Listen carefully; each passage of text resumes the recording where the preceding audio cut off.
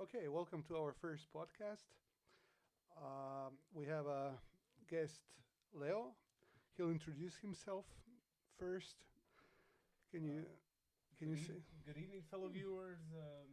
My name is Leo Buljan. I'm from Croatia, born and raised in Austria, but I lived most of my life in Zagreb.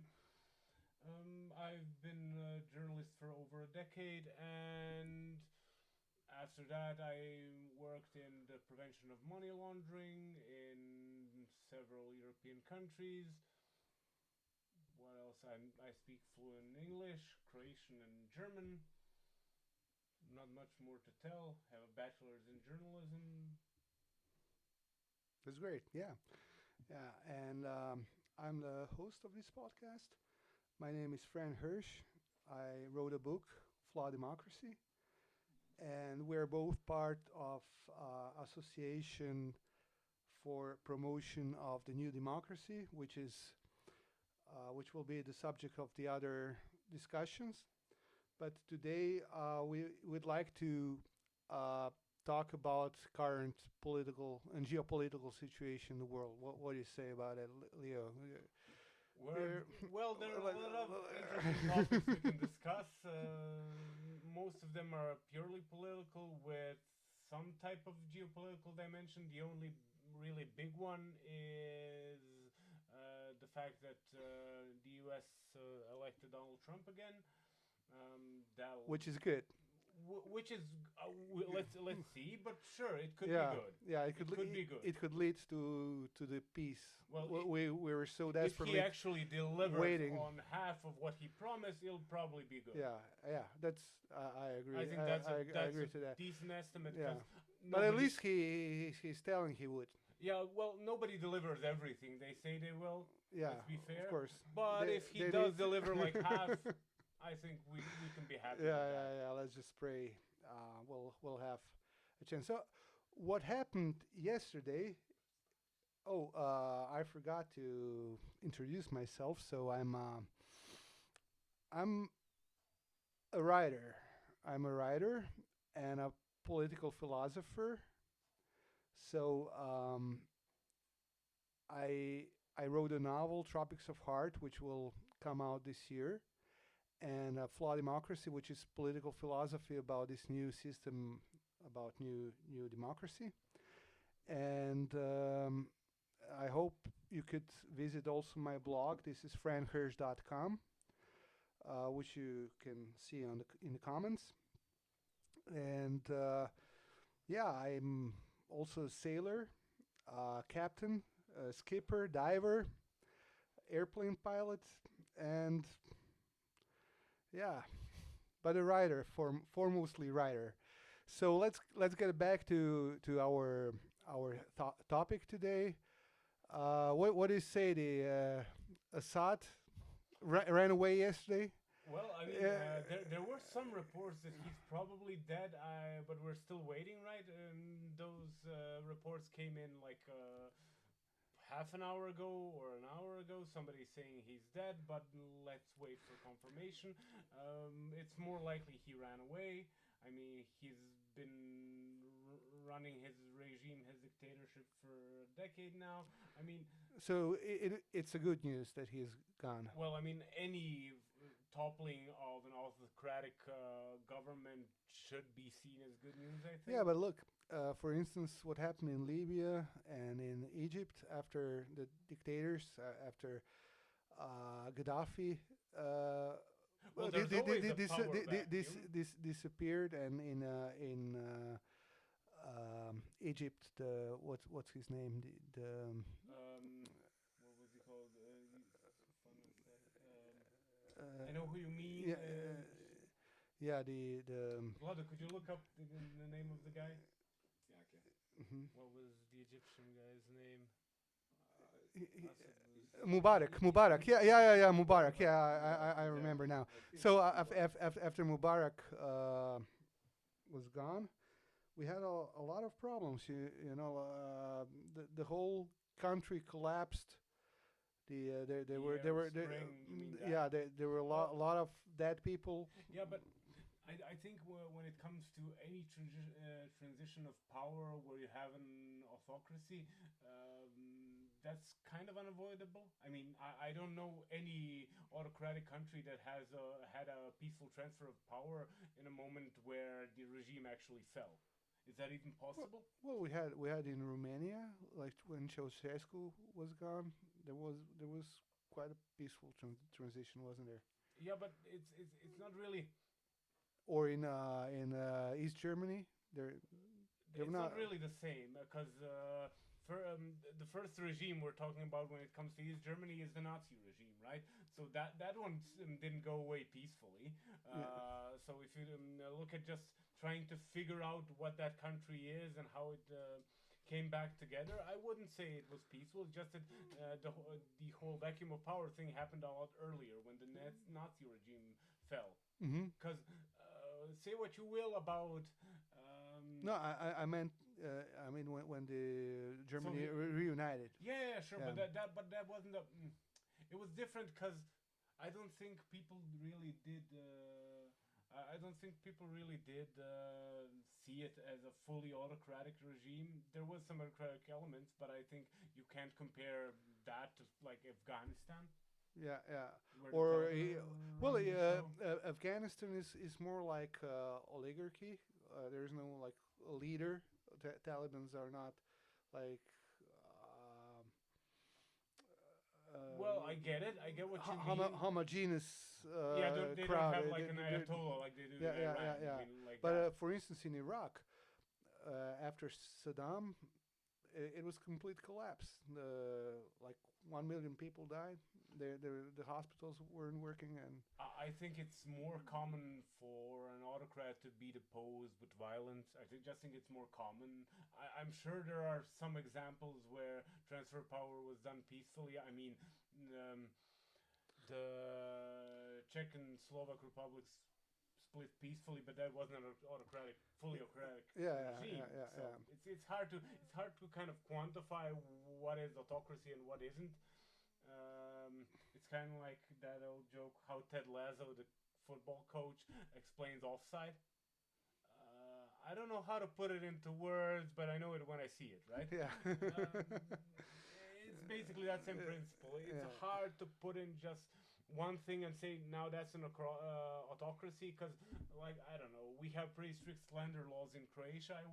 I still wouldn't consider us an autocracy. So Yeah. there are different dimensions, We have different a levels to the autocracy where it becomes a full-fledged regime. I'd we say. we have a guy who runs the party, who runs the Sabor, which is the parliament, and who runs the government. So we have, and he chooses the judges, the federal. Oh yeah, and So, ministers and so on so, and so so, on. so we have here collusion between executive, legislative, and judicial power. Well, all run by one yeah, sure, but to guy. be fair, like his political opponent was elected president. That doesn't really happen in autocracies. Yeah, yeah, Yeah, but he's powerless. yeah, but it's that kind of job. I mean, he's powerless unless there's war, and then he gets pretty powerful really quick, right? Okay, yeah, yeah, But, yeah. and I'm not saying I want war to happen, but I just think Yeah, that but let's just say Croatia is an exception, so we won't count yeah, it. we like our semi-dictators, I guess. I mean, it's hard to quantify that guy as well because he's been ruling Croatia for the past 12 years now, basically, and I don't think a lot of people see the alternative anyway. Yeah, yeah, yeah. That's right. So how do you see the next couple of months? What's gonna happen in Syria? I mean, what actually happened in Libya and Egypt? How are they? Are they well off now, or Well, the short answer would be no. You use any metric you want, be it unemployment, be it GDP, be it whatever. so they were Uh, better off when we had a No, autocratic regime? you're always better off when you have any form of stable government. Yeah, Usually, it's easier to manage a country when you have a stable government, even if it's autocratic. yeah, But that being said, a lot of the issues that are unique to that part of the world don't really come from regimes. Regimes are just symptom, right? You have the issue of barren lands, for one thing. It's not really a technologically advanced society, unfortunately. Mm-hmm. Maybe one day they will be. Maybe one day they will mimic Saudi Arabia, which could be considered a high tech country. At least they're planning on being in the next 30 years or so. But yeah, I What mean, if you don't have, if you don't have a healthy are they running out of gas? well, not so far. No, although they do plan on investing a lot in renewable energy, Yeah. so they don't plan on staying on focusing exclusively on gas. So that's the big plan of the new crown prince. See what happens. He's still very young for a Yeah. leader of that type of country. But let's get back to Libya, Egypt, and Syria. So the one major thing that changed in the last 10 years there is that the Russians are busy somewhere else. So basically, these there was a compromise between the West and Russia when it came to Syria, basically making Syria a Russian playground. Russia had more boots on the ground there than any of the NATO Anywhere else? countries Yeah. did, Yeah. and they sort of kept the peace in a enemy of my enemy kind of way. Basically, what happened was you had ISIS, the Americans and Russia. You mean enemy of my friend? I mean The enemy of my enemy is my friend, right? Yeah. So basically, the Americans and Russians agreed that they didn't want ISIS running any country. Mm-hmm. They didn't want Al Qaeda or any type of terrorist organization running in any country, and the Americans kind of let Russia do its thing for better or for worse in Syria, and they left cleaning up the country to Russia. But then Russia's focus switched really quickly to another front because of the Ukraine invasion. Yeah. And they didn't have the manpower to kind of keep the peace there anymore. Well, I think yesterday they had a meeting in Doha. I think Mhm. Russians and Iranians and Turks, and they had as soon as Assad was losing ground, Erdogan called Putin, and they spoke, and I guess come they came to a conclusion, and they came to understanding or arrangement even that the rebels that were backed by Turkey will probably leave Russian bases untouched in Libya. So if um Turkey has enormous amount of leverage over the rebels. So if the Turkey says to the rebels to leave Russian bases alone, they probably do it. So I think for Russians was more about maintaining their bases in Mediterranean, in Syria, than really in supporting Assad. Assad was a kind of guarantee to Russians that Oh yeah, it was a stable government. they will It was a stable dictatorship. they can run the business as usual. And now if they got the guarantees from Turkey that the rebels will do the same, they'll just keep that Oh yeah, if on. it's business as usual for So Russians, they yeah, probably won't. that's probably the reason why they left Assad. They cut the support to Assad, and Assad had to flee because the Russians got this guarantee that the rebels will continue. That is a reasonable assumption. I think Yeah, I think Russia doesn't want to use its own troops for conflict anywhere in the Middle Yeah. East right now. They just can't afford it. The whole Ukraine thing is way more. It lasted way longer than Putin planned. It's way more complicated now that Trump was elected. Because basically now the only option is either all-out war or win. Yeah. negotiate, we find a solution. So I don't think um, I don't think anybody wants another conflict zone there. Yeah, yeah. But this could mean actually that Turks and Russians and Iranians came on the same page. Maybe Assad was the cornerstone of stumbling, Well, I don't think I because don't. Turks were supporting one side and the Russians the other side and the Americans the third side. Sure, but So I mean, I don't think the Iranians had any choice in the matter. It was basically what Turkey and Russians, and Russia agreed yeah, upon. Well, Iran would naturally follow Russia yeah, because basically their whole economy is dependent on Russia. yeah. But there's a fourth player that's Israel, and Israel had a good relationship with Assad. I mean, the stability of Assad was playing in their favor.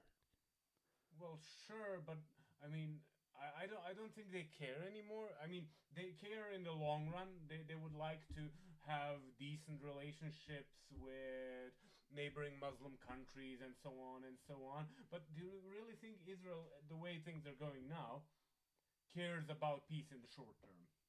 Well, I think the main player in Israel is Netanyahu, and as soon as he's gone, I think the thing will be settled down. I think in long term there Well, is a yeah, but the peace is him for achievable. unless Putin asks him over for a cup of coffee or tea, I don't think that's gonna happen very soon. Yeah, Um, because why would he leave? Netanyahu is also kind of autocrat. They had a lot of Oh yeah, yeah, demonstration in Israel. I mean, yeah, he's the about pe- as right wing as you would go without saying he's a fascist, right? I don't think he has a massive support in Israelis in population. Well, I mean, sure, but you don't really need a lot of support. You just need like 30% to actually run a country. Ask Hitler.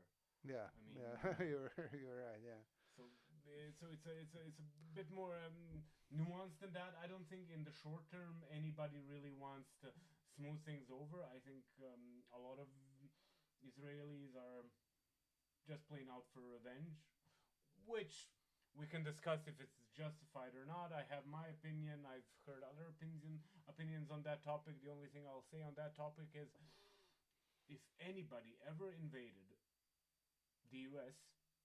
the way Hamas did Israel, that country wouldn't exist anymore. I'm pretty sure of it.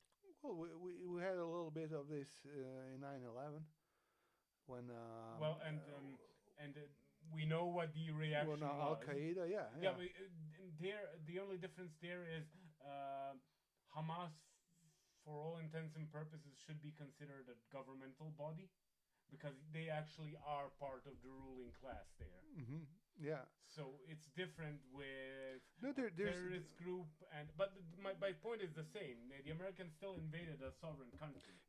there's a theory that actually Israelis created Hamas because the official Palestinian government wanted Palestinian state, whereas Hamas was opposed to it.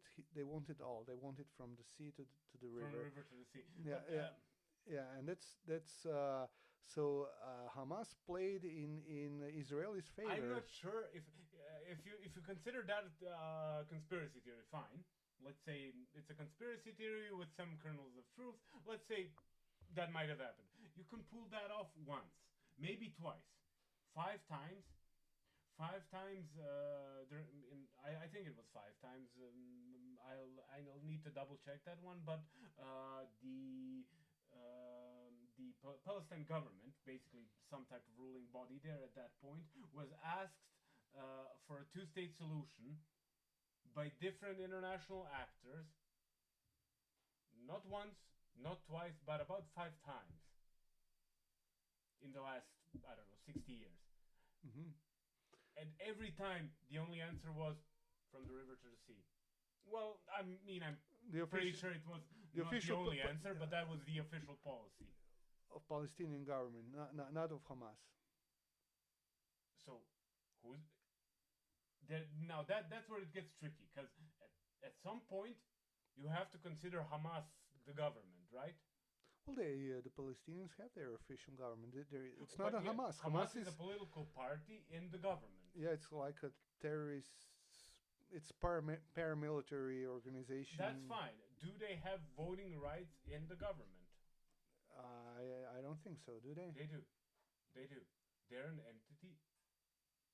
They're an entity that decides for the Palestinian people and Yeah, should be considered as such. but they're not a ruling party, are they? Well, I can't remember what it looks like now. I think there's some type of very weird coalition. Hmm. Uh, okay. I can't Yeah. really remember exactly how it's structured now. I'm trying to remember, but yeah, nobody has the majority there. I think there is this moderate kind of party, something, but they only have like 20%, if I remember correctly. Hmm. Most, but a huge chunk is Hamas, so they are de facto a part of the ruling class. Yeah. Yeah. Okay. So it's a bit more complicated than that. I honestly do not remember what it's how it's structured now. I didn't need to double check. Well, anyway, I think uh, So basically, they have a similar structure as in Ireland, Northern Ireland in the UK. okay. Oh, It's a weird semi-solution that serves nobody. But what can you expect? My point being, had that happened to any Western country, the country that did the bombing wouldn't exist anymore. They would effectively be wiped out of the face of the earth. yeah. But that was my point. That Hamas was not really representing Palestinian as a official party or official. Oh, there's an easy test to do just to check. Ask any gay person from there how they feel. That's a very very easy way to test what representation Hamas has in the people or not. I mean, if it's illegal, and it's illegal to be gay or to leave the religion, it's illegal. Call it what it is. As long as that is the norm there, I'm pretty sure they represent the most of the people.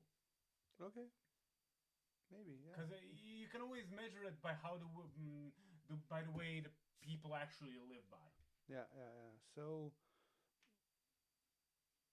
I mean, I'm not defending like everything Israel has ever done, but the fact Mhm. is, like, if that happened to any other country, I'm not sure. They're holding hostages still. Hamas is holding hostages. They're not giving them away, and Israelis are retaliating on the civil population. Yeah, I mean, war is bloody. I mean, I'm not defending Israel and everything Yeah. they do. I'm just saying that the cause is very clear. And to be fair, at some point, everybody has to choose. Everybody has to choose a general Sides. set of values, I'd say. And let's be fair, Western values and Israeli values are close enough. Coherent. Yeah. Yeah. Yeah. Yeah. Probably. Yeah. They. Due process, democratic elections, Although freedom of choice, freedom. I'm not sure that any Western country would really attack civil population the way Israelis did. Well, that is an interesting question. Uh, the U.S. did it Yeah. a couple of times. The Foreign Legion basically turned Algiers into a crater. Um, Yeah. there are a few Western regimes that come to mind. Okay. I mean, or let's go local. Kosovo. or even more local, the whole Macedonian Albanian conflicts. Hmm. Yeah. There are a couple of. It seems that the West isn't flowers. Oh yeah, yeah, yeah. We're not saints either, right? And I mean, I say that because I still consider myself a Westerner, because I still think those values are important. But Yeah. let's be fair, we're not saints. Yeah. It should be applied, not just said. Yeah, I mean, it's not like George W. Bush will ever be going to Prosecuted. the Hague to be Yeah. prosecuted for war crimes, which, Probably he just should. realistically speaking, it would fit that mold, right? Yeah, he killed like a million Arabs. Under false Yeah, pretenses yeah, and so yeah. on and so on, right? Many It Americans could too. one could reasonably argue that he should be tried for that, right? Yeah, of course. Yeah. So Yeah. and it'll never happen, right? Yeah. Any peacekeeping action the I mean, French Foreign Legion did the same. he actually destroyed the American reputation in the world. That's he made a huge damage to the United States too. That's the Well, also the and he was the initiator of this well, whole mess we have in Ukraine right now. I mean that's interesting because I don't know who I never when it comes to American presidents, the modern ones, it's always hard to kind of figure out who was actually worse because you know. George Senior Bush was really good on foreign policy. He was a real peacekeeper type of president. You have to give it to him, but he did nothing well domestically.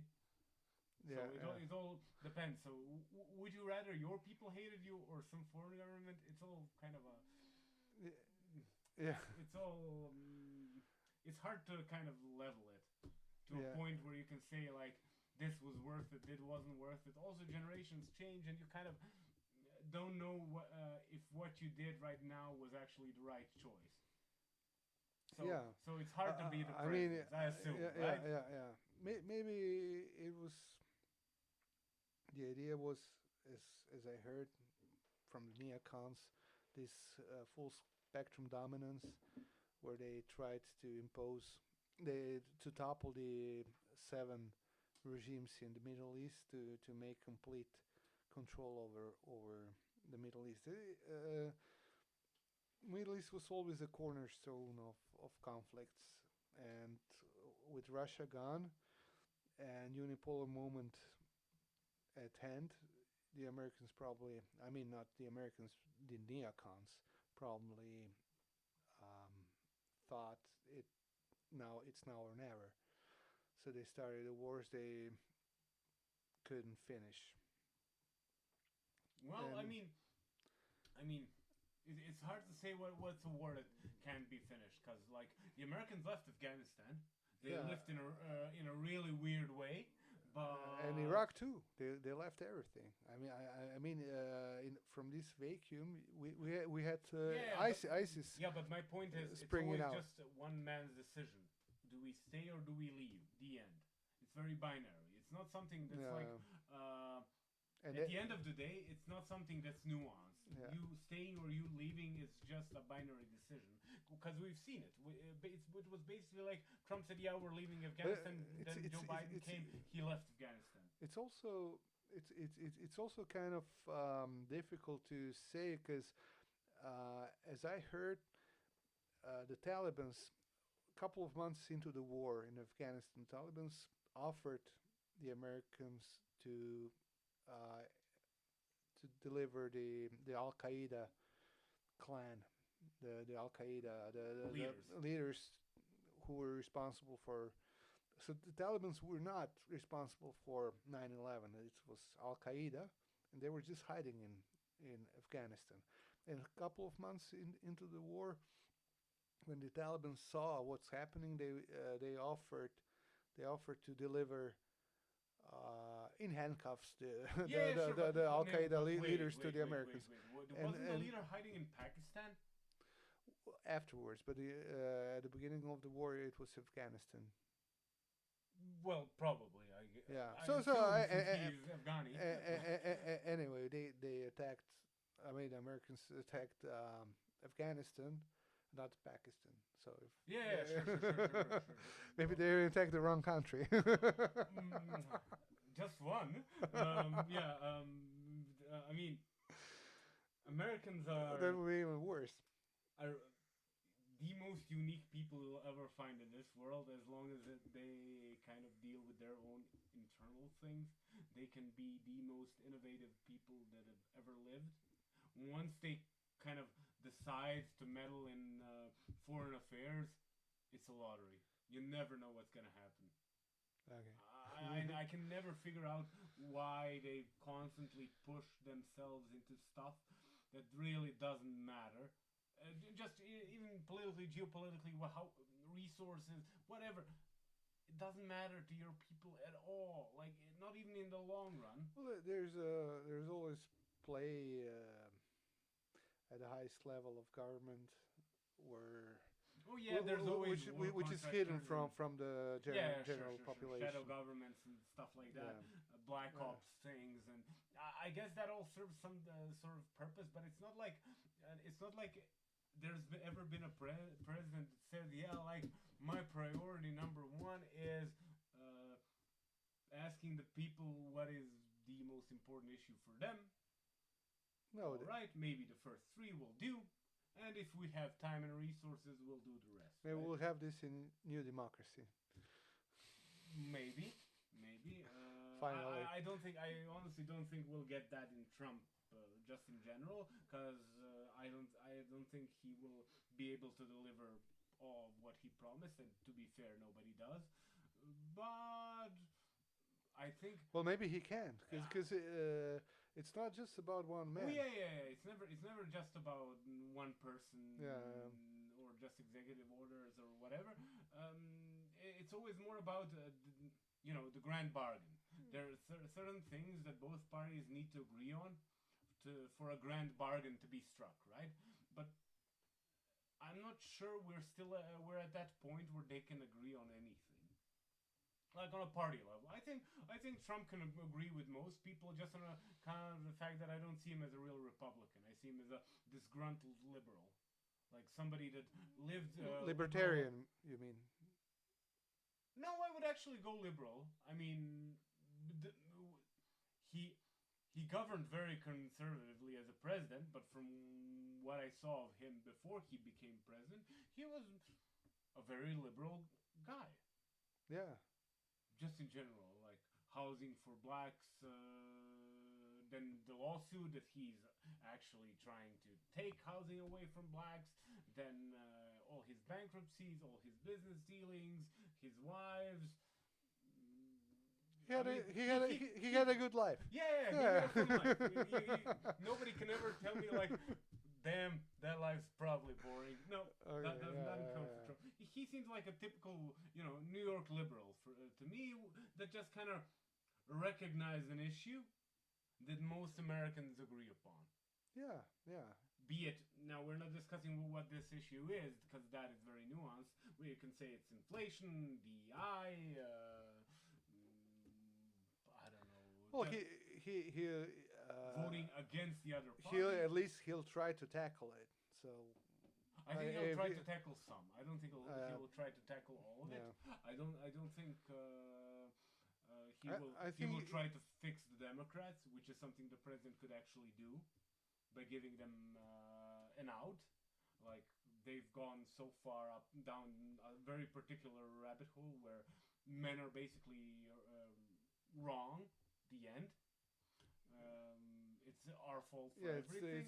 It's a very weird rabbit hole. culture Marxism taking over universities and the whole new generations that coming into power. Yeah, but it's kind of like sad Marxism. It's Marxism for the very poor, because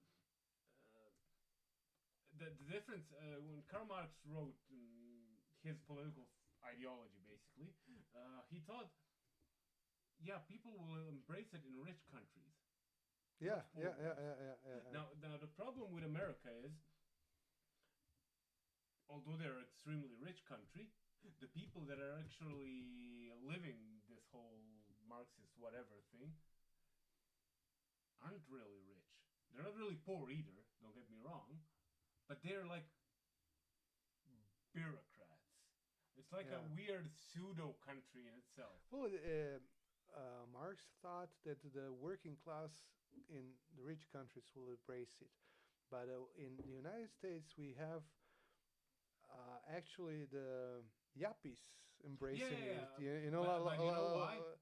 The only reason why is they think they're just as smart as CEOs, but they don't get paid as much. I'm 99% sure that's what happened. I think that is the root cause of every DEI and whatever initiative ever. So they're jealous. Yeah, they're basically jealous because you can make good money in the private sector with the same level of education as these college elites have, right? Yeah, But you can't do that in education. You can if you're a swindler. yeah. So the basis of flourishing of cultural Marxism is in the United States is about jealousy.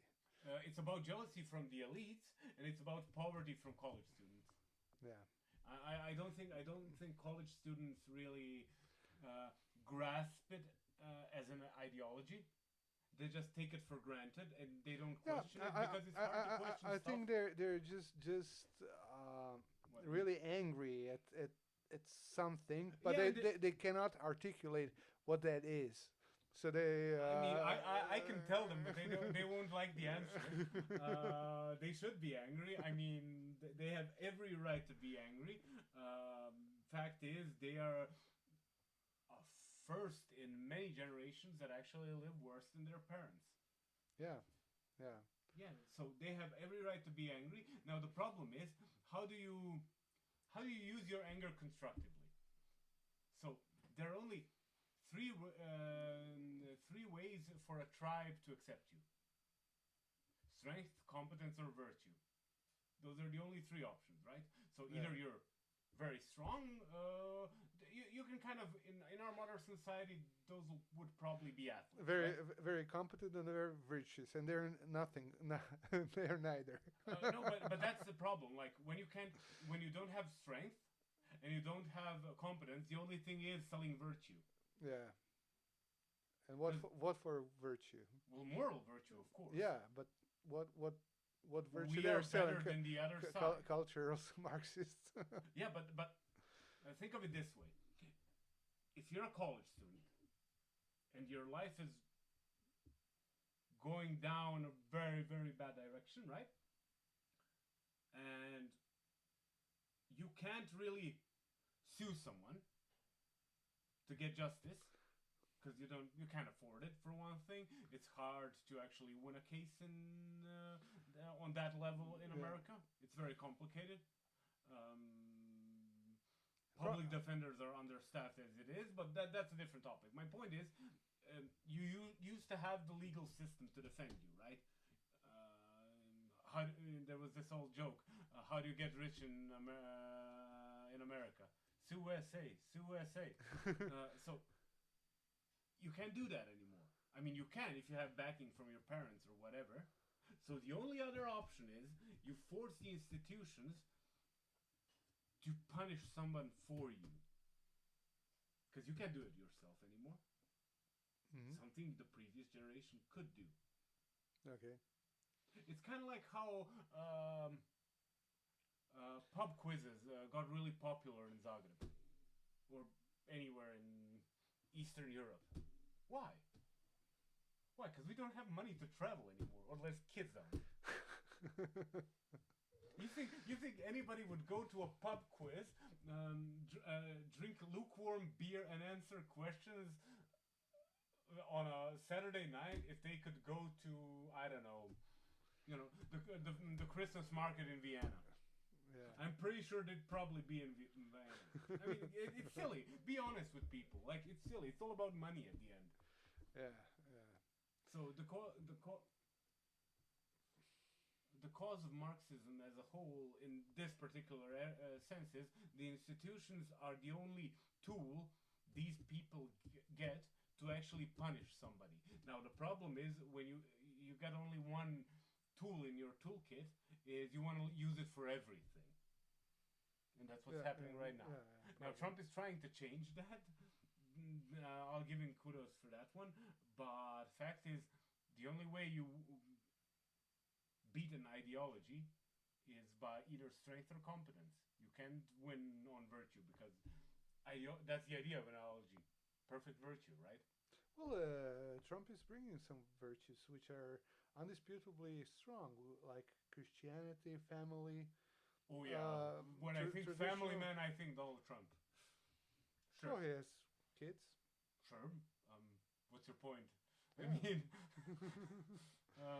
that is not necessarily a very lovely wife. Yeah, sure. I mean, I actually think he has a pretty decent relationship with his current wife and son. Not so much the other kids, maybe Ivanka, but I don't think he sells virtue to people. I don't think when he sits with you and tries to sell you something, I don't think he's selling virtue, and I think that's what's appealing to people because nobody wants to be lectured about everything in their life, right? Which Marxists do. They lecture you about everything. It's your fault. You're wrong because you're a man. You don't understand this because you're a man. Maybe you're right here that he's liberal, and they just don't let him be liberal. Yeah, I mean, he doesn't get to be what he wants to be, and that's why he became a Republican. It's the same with Elon Musk. I think he's a disgruntled liberal. I mean, ask any of his 7 baby mamas. Yeah. He doesn't really live conservative virtues, right? But he says he's a cultural Christian, and I believe him because I am one too. Okay, let's leave this for now, and we'll see each other next time. Same place, same time. Have a nice evening. Have a nice evening. Good night and good luck.